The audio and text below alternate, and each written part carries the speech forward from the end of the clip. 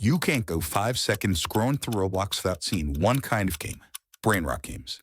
Games like steal a Brainrot pulling millions of concurrent players. As a failing Roblox developer, I decided I wanted to make my own Brainrot game. Now first I needed an idea. Another popular Roblox game right now is Slap Towers. If you don't know what they are, it's a big tower obby and use a slapper to hit people down. After a whopping 10 seconds of grueling research, I concurred there are no popular Brainrot Slap Tower games. So that's what I'm going to do. I created a new base plate, and the first thought that came to mind was, how in the heck am I going to make an obby tower? Ain't nobody got time for that. The second thought that came to my mind was Roblox Toolbox. And thank goodness I thought of that, because I found a completely finished tower. Now you may be thinking, wow, you've got so much already. The game's going to be a breeze to make. I can't say.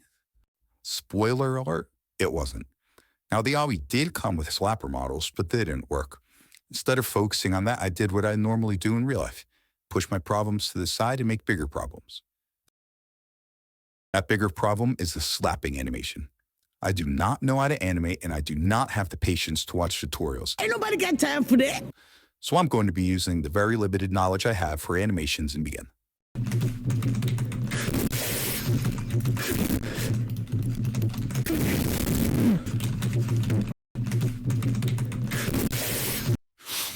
Okay, I definitely should have watched the tutorial.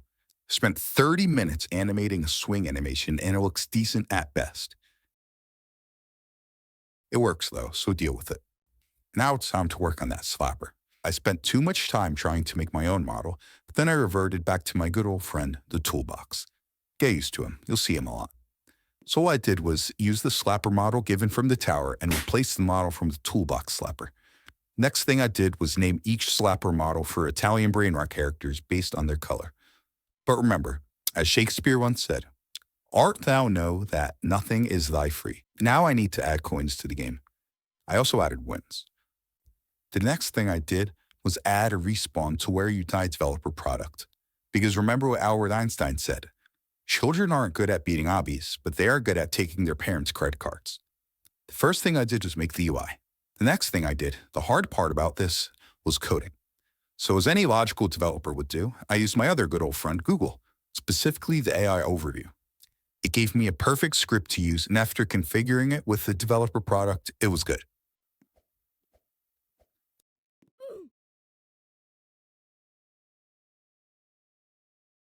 All right, it wasn't good. But I've got another good old friend, ChatGPT. He came in to save the day and was actually working this time. Before I move on to the next day, I want to thank my sponsor, the subscribe button. All you have to do is press him, and maybe it'll give me motivation to make another video. Maybe eventually get me an actual sponsor. If Nike's watching this video, email me for business inquiries. I added 2 things there. First was the main way to make coins. For each stage you pass, you get progressively more coins. Also, you get 5 coins for slapping someone. The second thing I added was a UI that tracked the amount of coins you earned. If you earned 50, it says plus 50 coins. Seems like a simple day, but trust me, it took a while. Again, I'm not the best developer. All good obbies have a progress tracker, so I decided I wanted one in this game as well. Luckily for me, my game Color Mountain has one, so all I have to do is Control-C, Control-V, make some minor changes, and it works. Now we have one developer product, but if I don't want a lot of money, I need more. I added a plus 25 and plus 50 wins, plus 500 and plus 1,000 coins, a kill-all button. I also added 1 game pass, a rainbow magic carpet. Remember, as the great George Washington said, why grind if you've got money? The final thing I added was a daily spin. First, I tried a model on the Roblox dev forum, but it didn't work. Then I struck gold. I found a YouTube video by How to Roblox with a free spin model because you know me by now, I am lazy. A few tweaks later, it worked perfectly. I added an extra spin dev product and also changed the button to open the spinner. I also added music.